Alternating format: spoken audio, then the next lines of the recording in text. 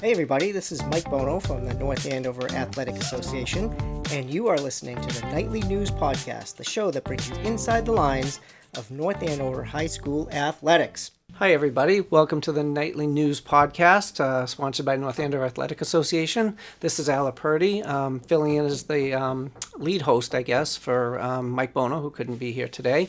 Along with me is fellow board member Dave Brown, also the freshman softball coach at North Andover High, and Booster Club Vice President, correct? Correct. All right. Hi Dave, how are you? Good, Al. Good to be here. Good. Nice to meet you, Kristen. Thank you. Thank you for having me. So our guest today is Kristen Augustini. She is the girls volleyball coach at North Andover High. So welcome aboard, Kristen. Thank you. Yeah, no, I'm excited to be able to talk about the program and, answer any questions that you have. Great. So I guess we'll start with tell us a little bit about yourself, your background, where you grew up, where you played. Sure. So I grew up on the Cape. I'm from Falmouth, Mass, and I played volleyball there. And then I went to Springfield College out in Western Mass. And then I graduated in 2011. And after that, when I got my first teaching job, I work in special education. And let me think. I think once I moved up here from home, like after you graduate, you get your first job, right. you kind of move around a little bit. And then I somehow connected with Veronica Schaefer, who was the previous head coach of the program, and I had coached a little bit in college with Longmeadow High School. And so Veronica and I were talking. She needed a freshman coach. I had coached a little bit before.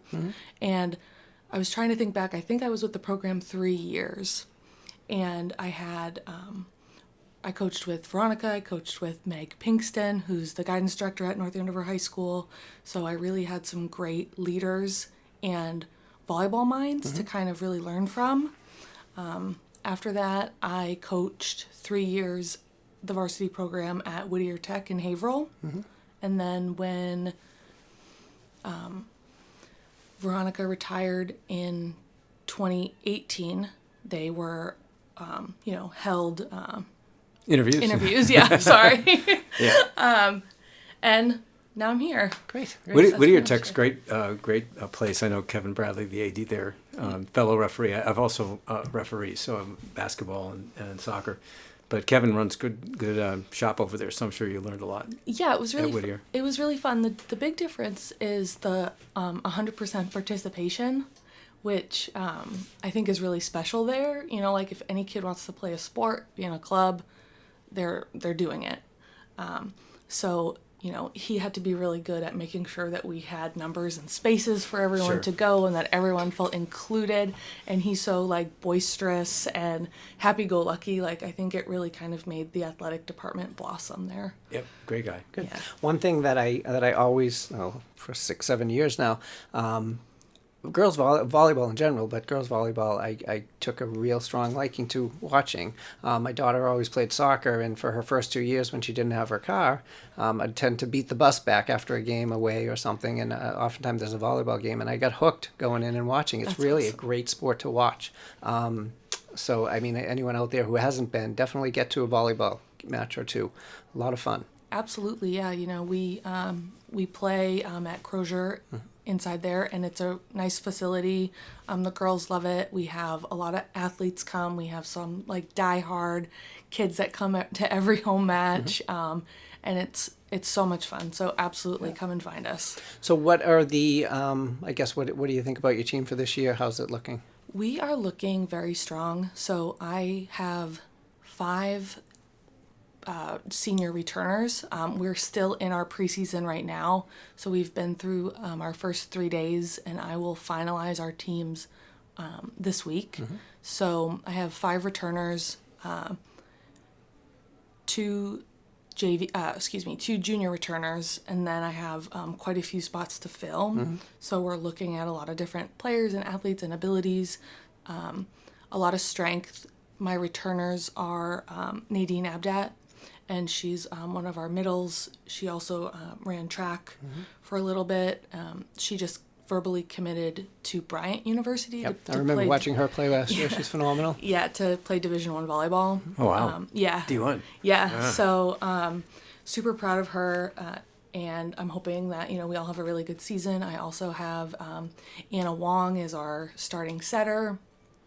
Her sister Celia played for me when she was a senior.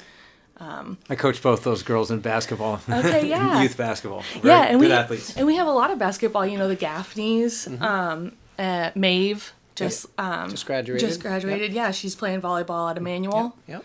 So I really couldn't be more proud of the girls that have graduated the program and kind of left this legacy, but really focusing on the ones that I have this year as, my 7 returners have had so much growth, and seeing them as like sophomores really blossom.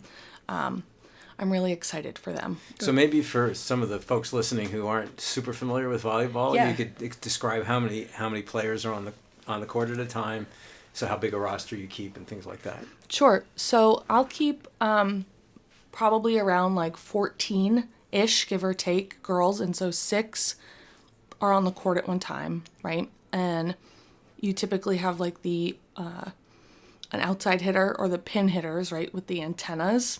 And so you have your 2 pin hitters, which is like the outside or the left side, and then the right side, which they also call the opposite. A middle hitter, right back, middle back, left back. And they're usually opposite each other. So if the setter, which is kind of like the quarterback, they run plays and they are a lot of the brains behind how we're going to run our offense, starts in the back row, her opposite would be the right side hitter. And as we rotate, we're kind of like every other person. And then we have the athlete in the other colored jersey, right? And everyone's like, what is that? Who's that person? So that kid is the libero. And I'd say maybe like 10 or so years ago, they really changed the game when they allowed the libero to be in. When we went to rally scoring, and that person is typically the best serve receiver on the team, and our like best defensive player, server, like very strong, and they can stay in the rotation 6 times and then only come out once. So they're allowed to serve for another player and just stay in the back row. They don't have to go into the front. They only come out for one. Oh wow! So it's like a DH. Yeah. Yes. Exactly. Yeah. So that's all they do. And it. But do the other players have to rotate? Yes. Front yeah. to back as so, well? Or? So they will still have. Everyone will have to rotate. So every time if we lose a point, right, in rally scoring, which is every volley. It's a point. It's worth a point. When it ends. Yep. It's worth a point. Yes. Right. It's, okay. And so if we lose a point, we then go into serve reception, right? And so the other team is serving at us. If we win that next point, we will rotate and the next person will serve. So players could start in the front but then end up in the back. Yes. Right. And so we will continue to rotate through the 6 positions until either they get have a substitution, like someone else comes in and does a different part, either like the front or the back for that job location. So if one of your striker, your hitters is in the back and you need someone up front, you'll sub in a backup. Yeah, and sometimes there are, so the different positions in volleyball typically are, you have like the pins, middles, a DS, which is like a defensive specialist, libero, and setters. So you might have a hitter that's their job. And we might have some really good defensive players. So when they go to the back row, they make their substitution and that person will serve and play in the back row for them. Mm-hmm. And then when you get to the front row, they'll sub back out and that person will go back in. Interesting. Okay. So it's a little specialization, which allows for all different kinds of volleyball players, right? I think typically people think of tall, big, high jumping, fast kids, and you can really be any type of body can be a volleyball player. So I think that having the different positions is kind of really opens up people to that. Sure. What advice would you give, say, the 7th grader who loves volleyball and wants to play varsity in high school or beyond? What advice do you give them for club, or how much they play, how much they don't play? Yeah, I think get a volleyball, and there's so many different things you can do at home by yourself with a volleyball. If it's like ball control drills or like peppering, like setting against the wall, and you can like look up YouTube videos and do it in your room, do it in the garage, outside, just getting those reps in. And I think, we have a really robust boosters program. Mr. Mancuso does an excellent job having space for them to get exposure to the sport. And if they like that and they're looking for something that's a little more robust, they could absolutely play club. There's a lot of local places around that offer like camps or clinics or travel, and just to play. Do you do a summer camp or clinic for North Andover youth? So our JV coach does a summer camp. So she did it the last week. So like the second or third week in August, she does 3 days of 6th and 7th graders, and then 8th and 9th graders. Okay. So absolutely go see Coach Catherine and Nice. get in there. Yeah. Another question I have. What are the challenges of coaching volleyball, especially in the MVC? I mean, I think that anybody who follows high school sports, the MVC is as good as any conference in the state. And, I always say to people, we may not always have the 3 best teams in the state, but you get to the 5th, 6th, or 7th team in the MVC, they're probably going to run roughshod over the 5th, 6th, or 7th team in every other conference in the state. Absolutely. I'm a little biased, but I do definitely think that in girls volleyball especially, it is one of the top, if not the toughest league in the state of Massachusetts. We are so strong in so many ways. All of the teams are so strong. And the thing about that is last year the MIAA changed with the power rankings. And there were some people that were wondering how that was going to look based on strength of schedule. And I was like, oh, okay, like the MVC, like we're going to start to get recognized. Right. Like people are going to start paying attention. Sure. Because before, you get to the North finals and it's 2 MVC teams. Right. And so true in lots of sports, actually. Yeah. Right. And it's 2 in the semifinals. Sure. And that could be the 2 best volleyball teams in the North, but they're playing in like a quarterfinal, possibly. Right. For the North, not even the state championship. Right. So I was really excited, and I think the girls were excited to see that. And we ended so many teams. I'm trying to think. Just off the top of my head, like in the top 8 in Division 1, it was us, Haverhill, Andover was up there. Like Central Catholic made the tournament. Methuen made the tournament. Was it Billerica? Was Billerica one? Billerica did. They're in D2, but they were right up there, ranked very high. Tewksbury made it to the Final 4 in their division. So that definitely keeps me on my toes, making sure that like our level of play is on point. And I think the girls really are ready for that challenge. They come in and they're ready to fight. But what was I going to say? Well, I have another question to go for back. you. Yeah. In terms of strength of program, and you mentioned the Booster Club programs being strong. So you've 3 full teams, varsity, enough candidates for varsity JV freshmen? Yeah, absolutely. So we had, we're still doing our tryouts, but we had 75 kids registered. Wow. Oh, wow. 74 girls, yeah. So we keep about 45-ish, but we, give or take, but we will have a full freshman team, 15, 16 kids. Yeah. We'll have, a full squad of JV and on varsity. So there's definitely a lot of athletic competition in volleyball. And so I couldn't be more happy about that. That's a long way from years ago, I would think. Yeah.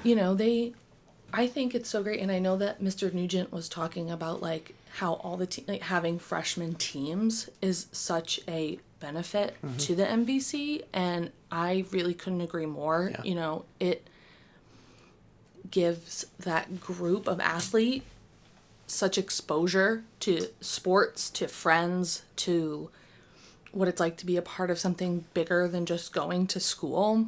And there are so many athletes that, to that 7th grade girl that's listening that wants to play volleyball, you know, we have athletes who were on that freshman team who made it to varsity and want to play in college. Right? Are getting looked at to play in college. And you don't have to be the starter as a freshman for that just to be. And a lot of those girls wouldn't have that opportunity, you know, if that freshman team wasn't there.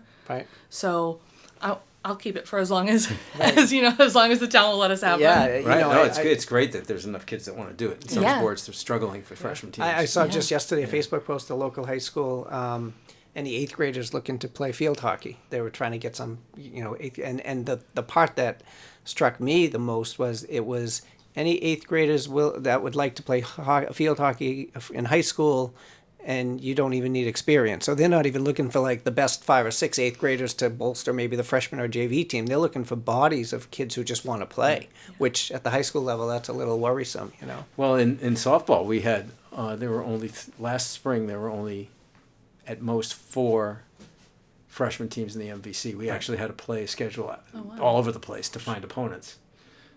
So our program had the candidates, but a lot of the MVC teams didn't.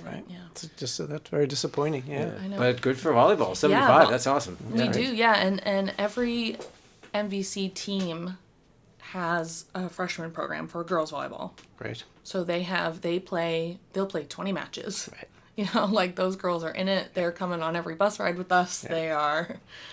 Yeah, it's fun. It's good. Even for kids that don't stick with it all 4 years, it's still great. It can be a great experience, freshman. Oh my gosh, it's.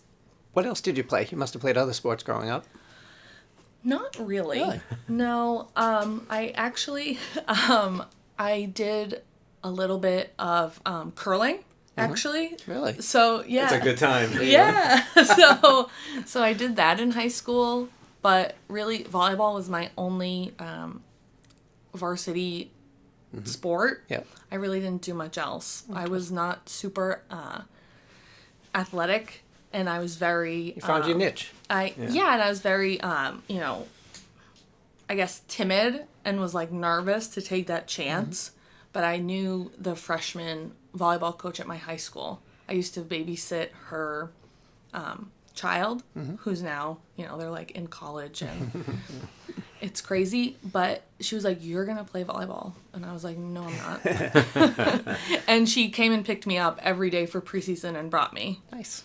And like now I'm here, like 19 years later, like still. Right. We all need that influence in life, right? Yeah. It was. What by the way, sorry to interrupt it. No. What do you teach? What's your subjects? I teach 6th grade special education currently. I work at Doherty Middle School in Andover. Andover, yeah. Yes. Nice. Good. Anything else before we wrap up? Anything you'd like to get out there about your program, or just, you know, volleyball in general, or?